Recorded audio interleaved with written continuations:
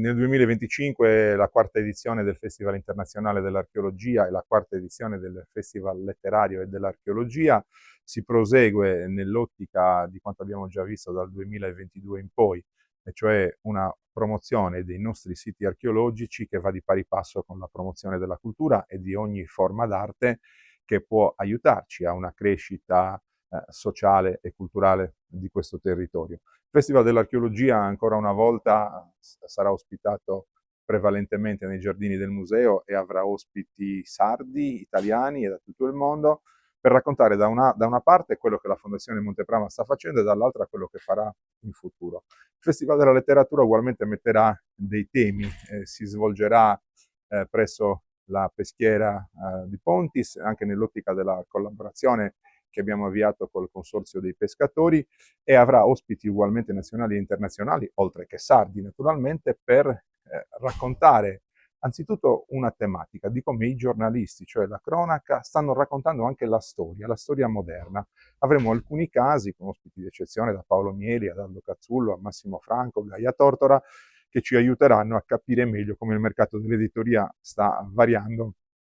in questo senso. Ci sarà anche la terza edizione dell'Archeo Film Festival, che sarà ospitata nell'area archeologica di Monteprama, ancora una volta la collaborazione con il Festival di Firenze, che è un festival nazionale, in cui ci sarà anche un premio, e apriamo anche un premio per le scuole sarde di produzioni di giovani filmmaker che per 2 giorni avranno ugualmente una vetrina nel nostro Archeo Film Festival. Ci sarà quest'anno l'esordio dell'Archeo Beer Fest, non sarà una festa della birra, sarà anzitutto una serie di 3 giorni di conferenze scientifiche che ci racconteranno come questa bevanda, che oggi è tanto popolare, già da 3000 anni fa in tutta Europa aveva una sua progenitrice che veniva consumata dai sardi, non solo, ma anche dalle popolazioni europee di allora. Poi in serata ci si ritrova a San Salvatore per ulteriori conferenze e poi in collaborazione con Coldiretti anche per delle degustazioni di birre artigianali e locali accompagnate dalla musica. E poi gli eventi, l'estate di Monteprama